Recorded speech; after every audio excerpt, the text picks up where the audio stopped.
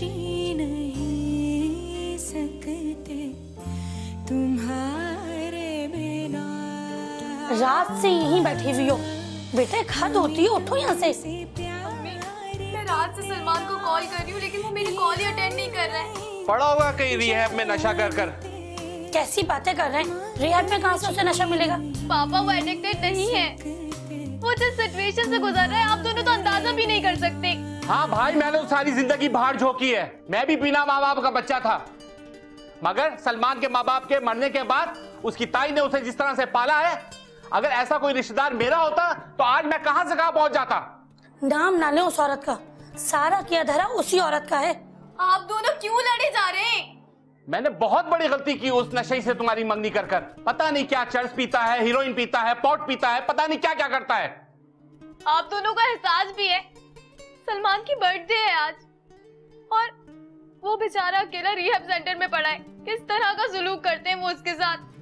मैंने आप दोनों को बताया भी था कि सलमान ने मुझे छुपकर ईमेल भेजी है, लेकिन आप दोनों की समझ में ही नहीं आ रहा है। आप दोनों इस बात को इतना लाइटली क्यों ले रहे हैं? उसकी जान को खतरा है, प्लीज समझिए। सलमान के दोस्त उमर की कॉल है, शायद सलमान वापस आ गया हो। हाँ बोलो। क्या बोल रहे हो तुम? क्या हुआ बेटा? हाँ क्या हुआ बच्चे? क्या हुआ बेटा, बताओ तो। पापा, मम्मा सलमान ने खुदकुशी कर ली।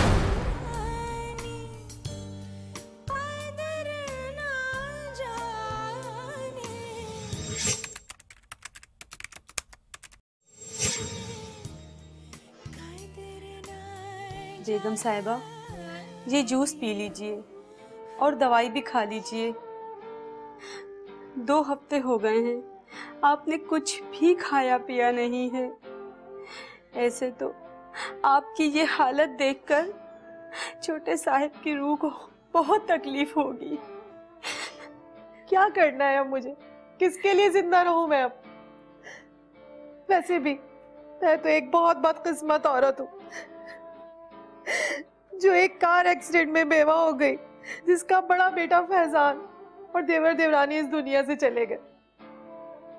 पता नहीं ये कैसे इम्तिहान ले रही है जिंदगी मुझसे। और अब सलमान की मौत, फैजान के बाद तो सलमान ही मेरी जिंदगी था ना। वो नौरीन को देखो, जो पढ़ने के बहाने मुल्क से बाहर गई तो आज तक वापस ही नहीं आई। ऐसी बात नहीं है बेगम साहिबा, उसके इम्तिहान चल रहे हैं। और देखें, फौजिया बेटी भी तो आपकी बेटियों जैसी है ना। कोई फर्क नहीं पड़ता, कोई आए या ना आए, कोई फोन करे या ना करे, मेरा सलमान तो वापस नहीं आएगा ना। रुबीना, मैं कैसे जिंदा रहूंगी अब? कैसे जीऊंगी अब मैं? हौसला रखें बेगम साहिबा, हौसला रखें। इस तरह हिम्मत ना हारें।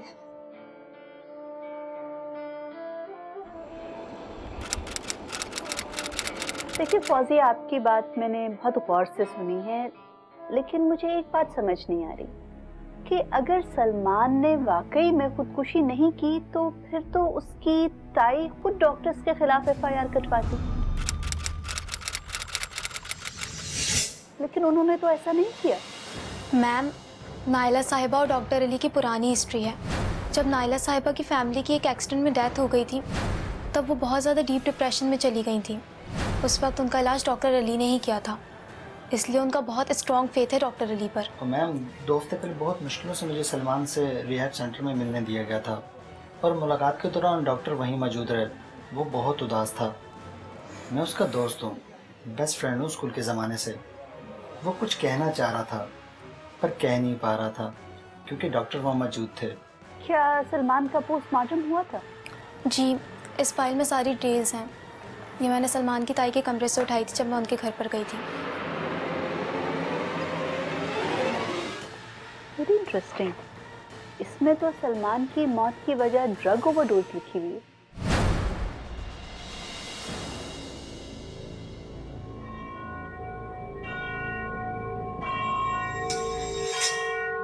पाकिस्तान पीनल कोड के सेक्शन 109 के तहत अगर कोई शख्स किसी जुर्म में एआनत का मुर्तकिब होता है और जुर्म उसकी एआनत के सबब होता है तो एआनत करने वाले को वही सज़ा मिलेगी जो उस जुर्म के इर्तिकाब के लिए मुकर्रर की गई है।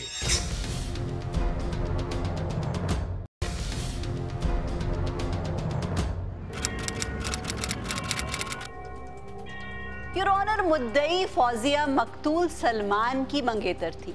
सर, जिस रोज सलमान की मौत की खबर मिली उस रोज सलमान की 27वीं सालगिरह थी। Objection your honour. सर, मैं अपने क्लाइंट केयरिंग क्लिनिक को रिप्रेजेंट कर रहा हूं। सर, वकील साहिबा मरहूम को मकतूल कह रही है, जबकि पोस्टमार्टम की रिपोर्ट ने इस मौत को खुदकुशी करार दिया है, कत्ल नहीं। योर ऑनर, हमारा तो दावा ही यही है कि सलमान ने खुदकुशी नहीं की बल्कि उसको मारा गया है। और वकील साहब तो मुझे अपने ओपनिंग आर्गुमेंट्स ही नहीं देने दे रहे। Yes, you may continue with your arguments. Thank you your honour.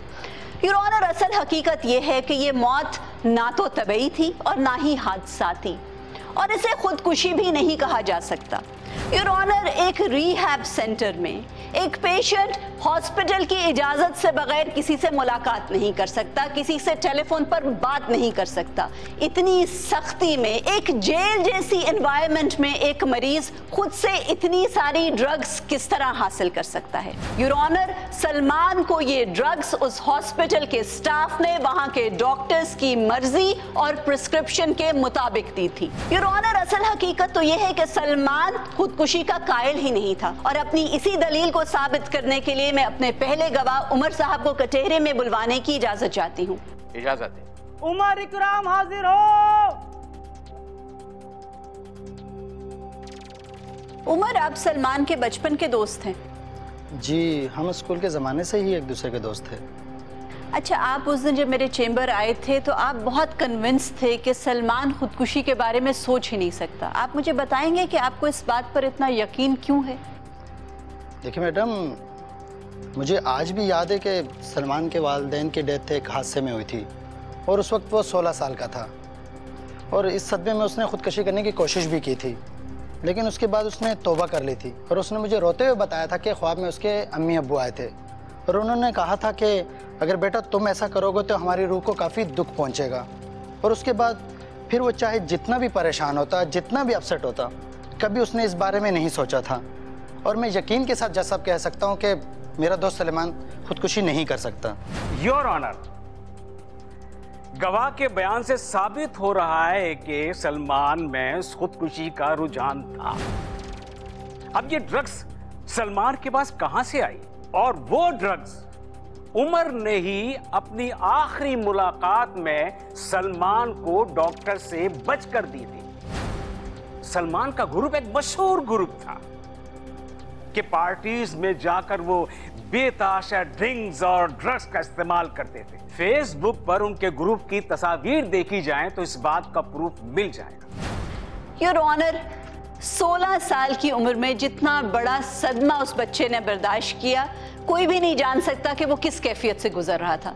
लेकिन योर ऑनर, हर इंसान की जिंदगी में एक टर्निंग पॉइंट जरूर आता है जिस पे वो सोचता है कि वो अपनी जिंदगी को तब्दील करे, और सलमान की जिंदगी में भी ऐसा ही टर्निंग पॉइंट आया था जब उसकी फौजिया से मुलाकात हुई और उसने फौजिया से शादी करने के बारे में सोचा। योर ऑनर, सलमान किसी डिप्रेशन का शिकार नहीं था कि वो खुदकुशी करने का सोचता, वो तो शादी करने वाला था। योर ऑनर, रिहैब में तो वो अपनी मर्जी से अपना इलाज करवाने गया था, ठीक होने के लिए गया था, एक हेल्दी लाइफस्टाइल अपनाना चाहता था। लेकिन वहाँ रिहैब सेंटर में उसका किस तरीके से इलाज हो रहा था, उसको किस किस्म की ट्रीटमेंट मुहैया की गई, योर ऑनर, इसी हवाले से मैं उस रिहैब सेंटर की नर्स कुलसूम को कटहरे में बुलवाने की इजाजत चाहती हूँ। इजाजत है।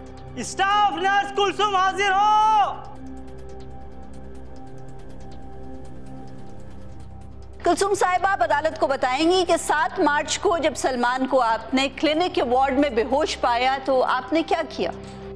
जी, मैंने उन्हें CPR देकर होश में लाने की कोशिश की थी। आप अदालत को बताएंगी कि आपने ये CPR किस तरीके से दिया? मैंने उनके सीने पे दोनों हाथ रखकर जोर जोर से पंप देकर उनका सांस बहाल करने की कोशिश की थी। क्या उस वक्त सलमान हॉस्पिटल के बेड पर थे और क्या उस बेड पर मैट्रेस भी था? जी बिल्कुल।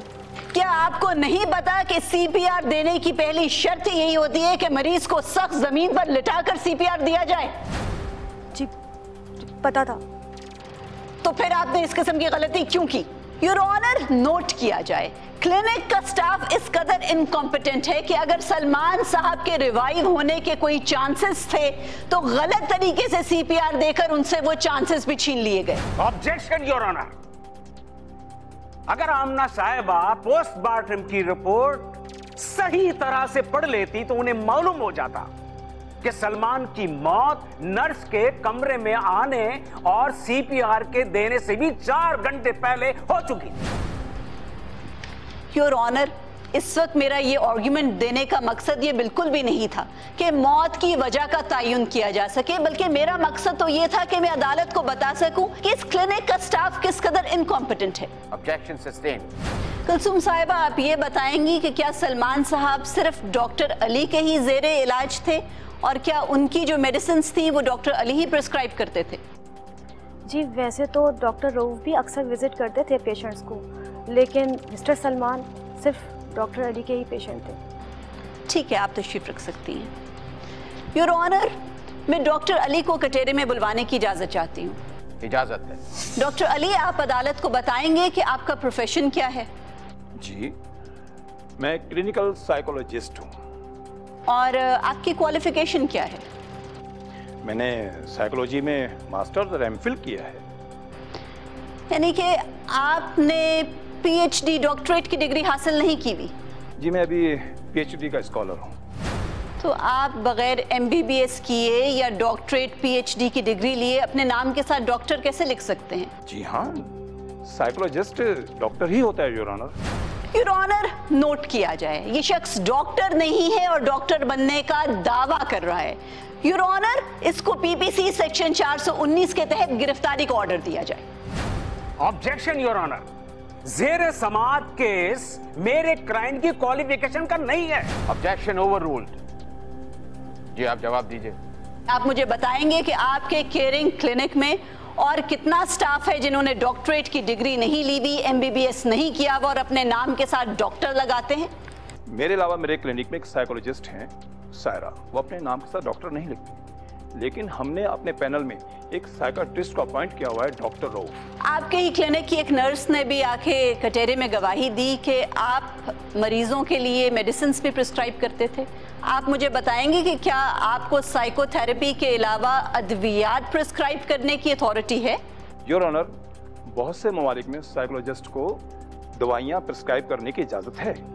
अली साहब, पाकिस्तान की बात कीजिए। यहाँ पर Pakistan medical and dental council और पाकिस्तान साइकोलॉजिस्ट एसोसिएशन ने साइकोलॉजिस्ट को ये अथॉरिटी नहीं दी कि वो मरीजों को अद्वियात प्रिस्क्राइब कर सकें। आप अभी तक अनऑथराइज्ड तरीके से मरीजों को अद्वियात प्रिस्क्राइब कर रहे हैं। ये भी एक जुर्म है और इसी वजह से आप जैसे इनकॉम्पिटेंट लोग मरीजों की जान से खेलते हैं और सलमान की मौत भी इसीलिए वाक़ई हुई। योर ऑनर, मेरे क्लाइंट पहले ही बता चुके हैं कि पैनल पर डॉक्टर रऊफ भी मौजूद हैं जिनके मशवरे पर मरीजों को अद्वियात दी जाती हैं। ऑल राइट, आपका पॉइंट नोट कर लिया गया है। योर ऑनर, ये केस बदनियती की बुनियाद पर मेरे क्लाइंट और उनके इदारे को बदनाम करने के लिए बनाया गया। और जनाबे वाला, सलमान की ताई ने उसको पाला पोसा, लेकिन तो वो भी सलमान की मौत का जिम्मेदार क्लिनिक के डॉक्टर को नहीं ठहराती। असल हकीकत क्या है, मैं ये जानने के लिए नायला जाफरी को पेश करने की इजाजत चाहता हूँ। इजाजत है। जी नायला साहबा, आप अदालत को बताना चाहेंगी कि सलमान की मौत किस तरह हुई और किससे मुरीद इल्जाम समझती हैं आप? योर ऑनर, मेरे बेटे की मौत के बाद सलमान ही मेरे बेटों जैसा था। मेरा बहुत ताबेदार था और मेरी कुल कायनात ही वही था। शुरू से तो उसको किसी किस्म की कोई बुरी आदत नहीं थी और वो ये बात भी समझता था कि मेरे ऊपर बिजनेस की बहुत जिम्मेदारियां हैं और कई साल तक वो मेरे साथ फैक्ट्री भी जाता रहा। लेकिन उसके कुछ बचपन के चंद एक दोस्त जो उसका फ्यूचर ख़राब करने की कोशिश में लगे हुए थे, उसके साथ रहते थे। उसकी कंपनी अच्छी नहीं थी दोस्त अच्छे नहीं थे उसके। योर ऑनर, एक दफ़ा मैं अपने बिजनेस ट्रिप पर एक टेक्सटाइल एग्जीबिशन के सिलसिले में मुल्क से बाहर जा रही थी। वहाँ एयरपोर्ट पर मेरी अचानक तबीयत ख़राब हो गई क्योंकि मैं एक हार्ट पेशेंट हूँ। फिर मैं अचानक अपना टिकट कैंसिल करके फौरी तौर पे घर पहुँच गई, और जैसे ही घर पहुँची तो मैंने देखा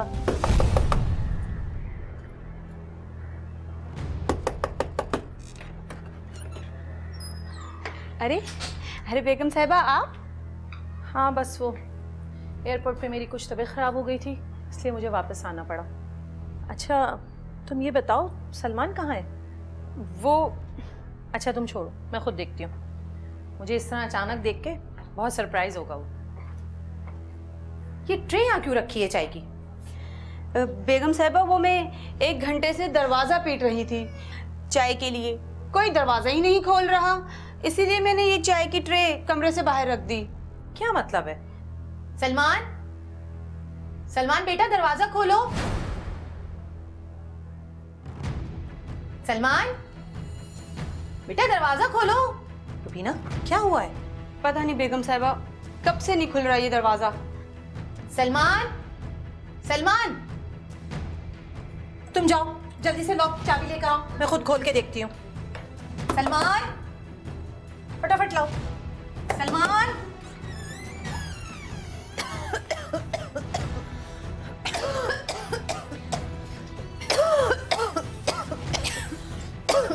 सलमान, सलमान बेटा, तुम ठीक हो बेटा?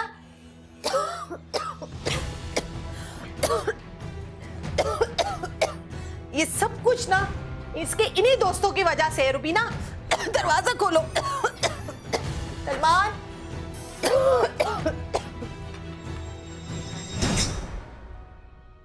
पाकिस्तान पीनल कोड के सेक्शन 120 बी के तहत अगर कोई ऐसे जुर्म की साजिश करता है जिस जुर्म की सज़ा मौत या उम्र कैद है और जुर्म का इर्तिकाब भी इसी साजिश के सबब हुआ हो, तो साजिश मुजरिमाना करने वाले को वही सज़ा मिलेगी जो उस जुर्म के इर्तिकाब के लिए मुकर्रर की गई है।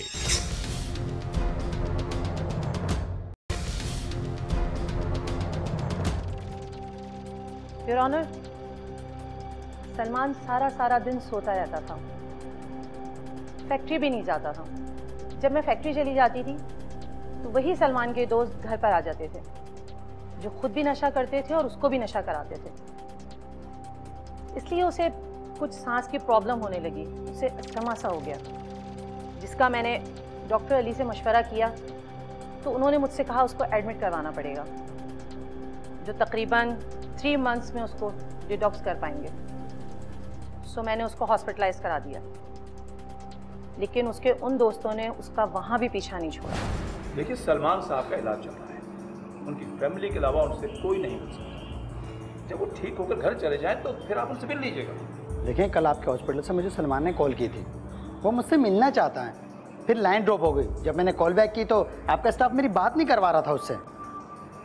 नायला साहिबा ने सख्त सुना किया है उनके किसी भी दोस्त से किसी किस्म के रास्ते के लिए, यहाँ तक कि हमने उसके मंगेतर से भी उसकी बात नहीं करवाई। आप नायला आंटी से मेरी बात करवाएं, वो मेरे बारे में नहीं कह रही होंगी। मैं माजरत चाहता हूँ, सलमान का इलाज चल रहा है, इसलिए हमने उन तमाम बैरूनी रास्ते उसके ख़त्म किए। हम उसे बाहर की हवा तक नहीं लगने दे रहे। अस्सलाम वालेकुम आंटी।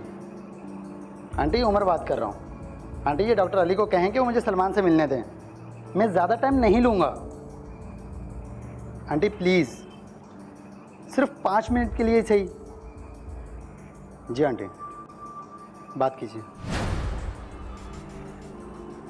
जी मोहतरमा।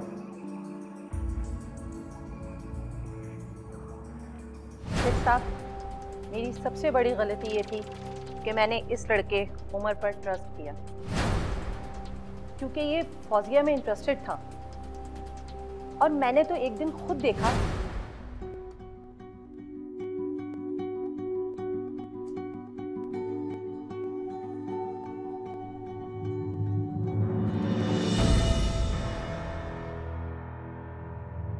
फौजिया, ये क्या हो रहा है यहाँ पर? देखिए आप गलत समझ रही हैं, ऐसी कोई बात नहीं है। क्या मैं गलत समझ रही हूँ? वहाँ सलमान तुम्हारे लिए मर रहा है और तुम यहाँ उमर के साथ डेट पे आई हुई हो। अब मेरी बात तो सुने। खामोश हो जाओ, एक लालची इंसान हो तुम ये दोस्ती का हक अदा कर रहे हो? जरूरी थोड़ी है जो आप बोल रही हैं वही सच हो। मैं कोई गलत नहीं सोच रही हूँ, मुझे सब समझ आ गया कि तुम दोनों क्या गेम खेल रहे हो। मेरी बात तो सुने। ऐसी कोई बात नहीं है। अरे आप सुने तो।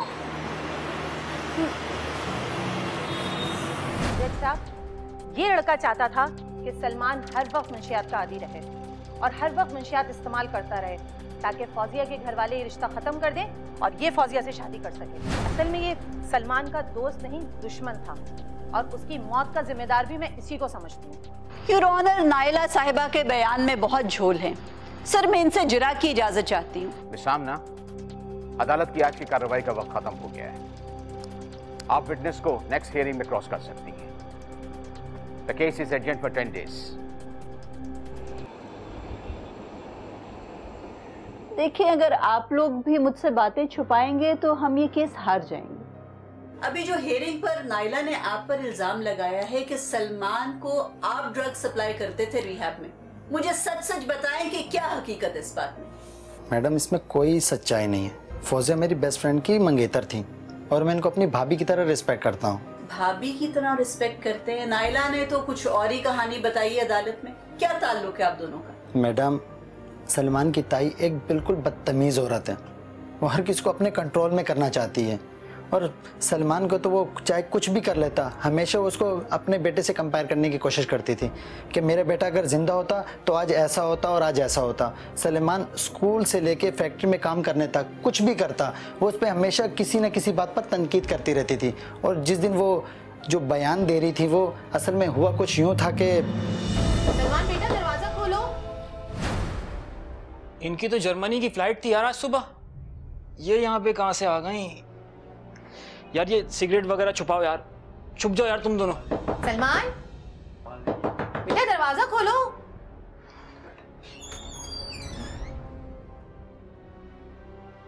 ये सब लोग यहाँ क्या कर रहे हैं? सैटरडे था, छुट्टी का दिन था, तो मैंने ब्रेकफास्ट पे गेट टुगेदर रख लिया।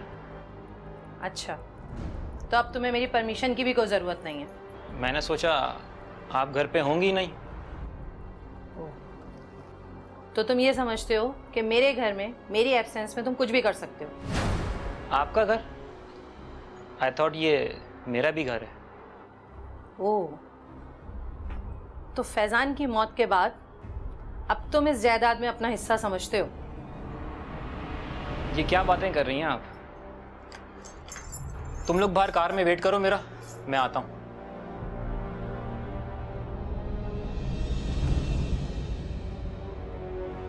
मुझे मेरे दोस्तों के सामने इंसल्ट नहीं किया करें। बस उस दिन सलमान ने उनको पहली मर्तबा जवाब दिया और हम दोस्तों की तो वो बिल्कुल जानी दुश्मन हो गई थी।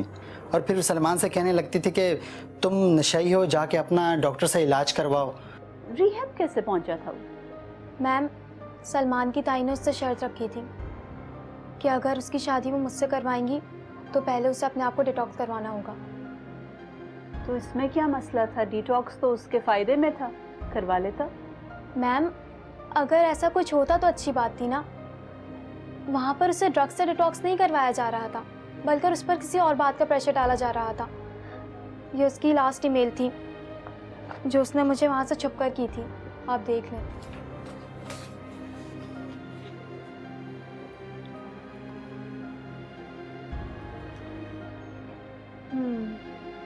ईमेल पढ़कर भी एक बात समझ में नहीं आई मेरी कि सलमान की ताई सलमान से इतनी नफरत क्यों करती थी।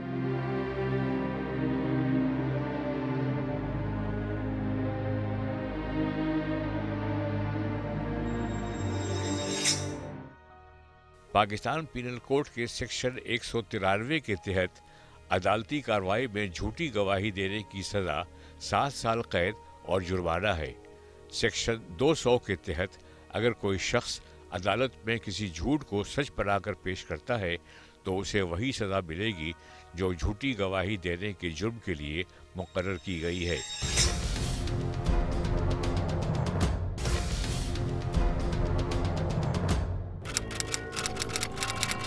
मुकदमे की कार्रवाई का आगाज किया जाए। योर ऑनर, मैं मुद्दई फौजिया को कचहरे में बुलवाने की इजाज़त चाहती हूँ। इजाज़त।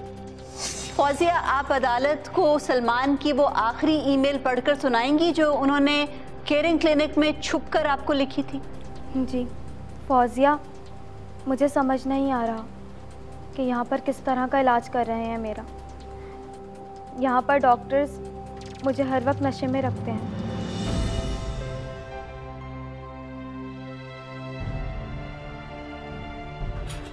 ये कौन सी मेडिसिन हैं? क्यों खिला रही हैं मुझे? मैं ऐसी बिला वजह कोई मेडिसिन नहीं खाऊंगा। देखो, आप कोऑपरेट नहीं करोगे तो ठीक कैसे होगे? चलो। कोई बीमारी नहीं है मुझे। उफ, ये मेडिसिन ले लो।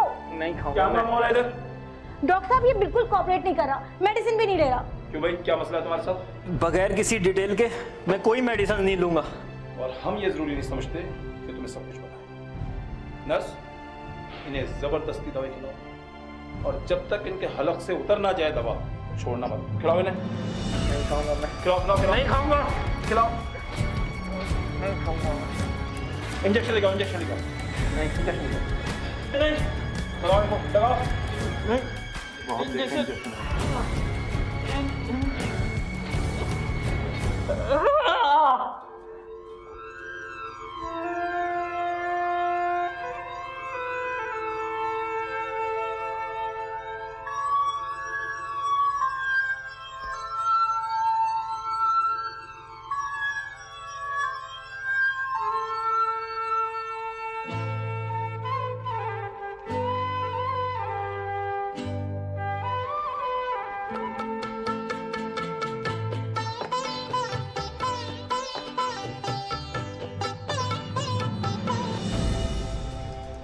वो मेडिसिन खाकर मेरी ज़ुबान भारी होने लगती है, आँखों के सामने ब्लैकआउट हो जाता है जिसमें जान ही नहीं रहती। और ऐसे हालात में डॉक्टर अली कभी मुझसे कहते हैं कि इन स्टैम्प पेपर्स पर साइन कर दो। आप इन पेपर पर साइन कर दें, हम कल तुम्हें डिस्चार्ज कर देंगे। मुझे पेपर्स पढ़ने दें पहले। क्या लिखा है इनमें? वरना मैं साइन नहीं कर रहा इन पे। और अब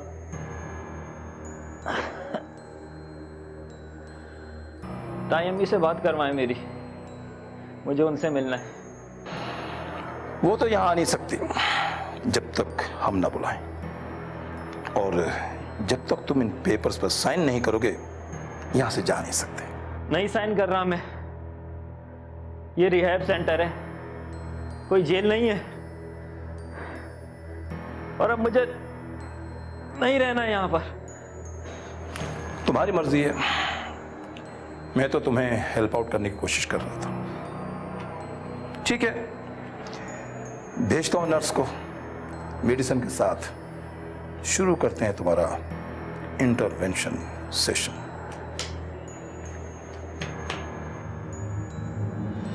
जब मैं साइन नहीं करता तो वो मेरी मेडिसिन की मिकदार बढ़ा देते हैं। उसके बाद मैं बहुत ज़्यादा कंफ्यूज्ड हो जाता हूँ, हेलुसिनेट करने लगता हूँ। मुझे शावर लेते हुए भी बहुत डर लगता है कि कहीं डूब ना जाऊँ। जनाबे वाला, ये जाली ईमेल है जो फौजिया साहिबा ने खुद सलमान के अकाउंट से भेजी थी ताकि उमर पर शक न किया जा सके, जो सलमान को रिहैब में ड्रग प्रोवाइड करता था। योर ऑनर, हर ईमेल को उसके आईपी एड्रेस से ट्रेस किया जा सकता है कि वो ईमेल कहां से जनरेट हुई। और योर ऑनर, इस ईमेल को भी ट्रेस करवाया गया तो ये केयरिंग क्लिनिक के ऑफिस से ही जनरेट की गई थी। योर ऑनर, ये ईमेल फेक नहीं है, आप तशरीफ रख सकती हैं। योर ऑनर, इस केस की असल हकीकत ये है कि सलमान के कत्ल के पीछे दो मुहर्रिकात थे, सलमान से शदीद नफरत और सलमान की प्रॉपर्टी के लिए लालच। योर ऑनर, सलमान से इतनी नफरत कौन कर सकता था कि वो उसे जान से मारना चाहे? योर ऑनर, सलमान से इस कदर नफरत तो सिर्फ एक इंसान ही कर सकता था, क्योंकि सलमान की वजह से उस इंसान की फैमिली खत्म हो गई थी। सलमान की ताई नाइला, सर, जिस कार एक्सीडेंट में नाइला का शौहर और नाइला का बेटा वफात पा गए थे, उस रोज वो गाड़ी सलमान ड्राइव कर रहा था। नाइला आज तक उस एक्सीडेंट का जिम्मेदार सलमान को ही समझती थी और उससे शदीद नफरत करती थी। और जिस रोज सलमान ने ये फैसला किया कि वो फौजिया से शादी करेगा और शादी के बाद अपना घर और बिजनेस अलहदा कर देगा, तो नाइला को ये खदशा हुआ कि जायदाद उसके हाथ से निकल जाएगी और वो सलमान की जायदाद का हिस्सा और अपनी जायदाद सिर्फ अपनी बेटी को देना चाहती थी। और इसी लालच में उसने सलमान की मौत की प्लानिंग की और रिहैब के डॉक्टर्स को पैसों की लालच देके सलमान को पहले ड्रग करवाती रही कि वो प्रॉपर्टी के पावर ऑफ अटर्नी के कागजात पर साइन कर दे। जब वो डॉक्टर्स के दबाव के बावजूद रजामंद नहीं हो रहा था, तो डॉक्टर्स ने अद्वियात की डोसेज बढ़ा दी और उन्हीं ड्रग्स की ओवरडोसेज से सलमान की मौत वाक़या हुई। योर ऑनर, सलमान की मौत के जिम्मेदार यही तमाम लोग हैं, उसकी ताई नाइला और रिहैब सेंटर के डॉक्टर्स। जनाबे वाला, आमना साहिबा को फर्जी कहानी बयान करने में मलका हासिल है और आज भी ऐसा लग रहा था जैसे डाइजेस्ट की कोई स्टोरी बयान कर रही है जिसका हकीकत से कोई ताल्लुक नहीं। सलमान की जो पोस्टमार्टम की रिपोर्ट थी वो रिहैब सेंटर ने नहीं बनाई थी, बल्कि सलमान का पोस्टमार्टम गवर्नमेंट अस्पताल में किया गया था और लाश से कोई जोर जबरदस्ती या तशद्दुद के निशानात नहीं मिले जिससे ये जाहिर हो कि सलमान को अद्वियात जबरदस्ती दी गई हो। आमना साहिबा, आपकी इस कहानी का कोई शवाहिद, कोई गवाह मौजूद हो तो बताइए। जी योर ऑनर, ये कहानी नहीं बल्कि हकीकत है जिसके मेरे पास सबूत भी हैं, गवाह भी हैं, जो ये बताएंगे कि इस कहानी का असल स्क्रिप्ट राइटर कौन है। योर ऑनर, मैं कटहरे में नर्स कुलसूम को एक मर्तबा फिर बुलाने की इजाजत चाहती हूँ। इजाजत है। जज साहब, मेरा कोई कसूर नहीं है जज साहब, मैं बेकसूर हूँ। एक शाम नाइला साहिबा हॉस्पिटल आई थी, उनकी मीटिंग डॉक्टर अली के साथ हुई थी। उन दोनों के नॉलेज में नहीं था कि मैं सुन रही हूँ। डॉक्टर साहब, ये आप 18 लाख का चेक रखिए। किस बात के? मेरे ख्याल से अब सलमान को जिंदा नहीं रहना चाहिए, लेकिन इस बात का ख्याल रखिएगा कि उसकी मौत से ये लगे कि उसने सुसाइड किया। बाकी इतनी ही रकम मैं आपको काम होने के बाद दूँ। नाइला साहिबा, आपसे हमारी पूरी पुरानी याद आता है और आप जैसे मुखय्यर हज़रात की वजह से ही हमारा ये अस्पताल चल रहा है तो ये हमारे पेशे के खिलाफ, लेकिन क्या करें, बाप जैसे लोगों को मना भी तो नहीं कर सकते। ठीक है, काम हो जाएगा। Thank you. वेलकम। जज साहब, मैं बेकसूर हूँ, मेरा कोई कसूर नहीं है। वकला की बहस, इस्तगासा की तरफ से पेश किए गए शवाहिद और पोस्टमार्टम की रिपोर्ट के बाद अदालत इस नतीजे पर पहुंची है कि सलमान की मौत ज्यादा अद्वियात इस्तेमाल करने की वजह से हुई है। दौरान समाअत ये बात भी सामने आई है कि मकतूल सलमान करोड़ों की जायदाद का मालिक था। उसकी ताई नाइला ने मकतूल की जायदाद हासिल करने के लिए एक साजिश के तहत उसको केयरिंग क्लिनिक में दाखिल करवाया और बाद में डॉक्टर अली खान के साथ मिलकर उसको कत्ल करवा दिया। और नर्स कुलसूम के बयान के मुताबिक मकतूल को ओवरडोज मेडिसिन देकर कत्ल किया गया। इस काम के लिए मिस नाइला ने डॉक्टर अली खान को 36 लाख रुपए अदा किए और बाद में उस कत्ल को खुदकुशी का नाम देने की कोशिश की गई। यह अदालत समझती है कि मकतूल सलमान की मौत के जिम्मेदार Mrs Naila, doctor Ali Khan और नर्स कुलसूम हैं। लिहाजा यह अदालत सेक्रेटरी हेल्थ को फौरन हुक्म देती है कि वो उस क्लिनिक को सील करें और मिस नाइला को ताज़ीरात पाकिस्तान के तहत उम्र कैद की सजा का हुक्म सुनाया जाता है, जबकि डॉक्टर अली खान और नर्स कुलसूम को 10-10 साल कैद व मुशक्कत की सजा का हुक्म सुनाया जाता है। The case is dispose of. Court number 5 में अगर आप भी कोई केस पेश करना चाहते हैं तो हमें ईमेल करें court5@sama.tv।